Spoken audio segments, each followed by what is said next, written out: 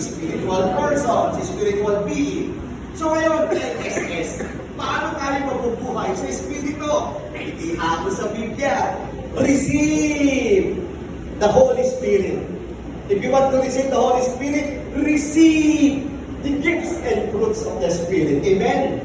Ganun lang kasimple. And this is the foundation. Kaya nga kung gusto natin lumago, ito ang buhay Espiritu. Amen? Amen. Imagine if the Spirit, the Holy Spirit is in us, may away pa, wala na. Magkakagulo kung hindi pa na ng Espiritu ang nananahan sa ating isipan, sa ating puso, at hindi lumalabas sa ating kamay sa pagsisilbi na nakakahilom at nakakaligtas. So, kinakailangan natin ngayon, ano ba, kuya, ano ba ate, ano ba tito, tita, ang target ng gifts at fruits? Napakasimple lang. Kaya nga tingnan po ang katabi, may utak na yan. Pero naman, ano naman ang utak dapat? Laman ay duno. May puso pa yan. Ano dapat naman ang puso? Pag-ibig. May kamay pa yan. Nagsisilbi pa yan. Anong klaseng pagsisilbi? Nakakahilom at nakakaligtas. Tapos na po ang misa at ang seminar, humayong umuwi na kayo. At isa buhay. Pwede na sana eh. Pero tuloy po ang ating paglago.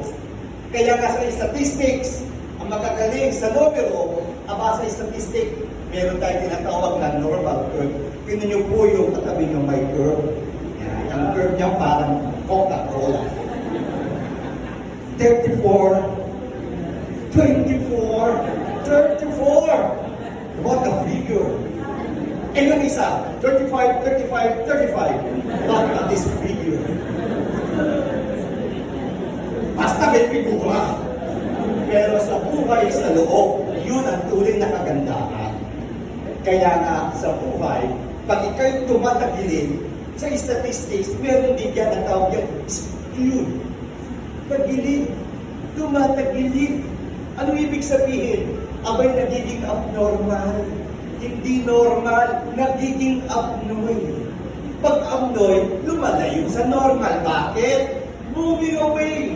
If you move away from normal, ano ibig sabihin? Wala nang dulong, wala nang pag-ibig, wala nang pagsisilbing.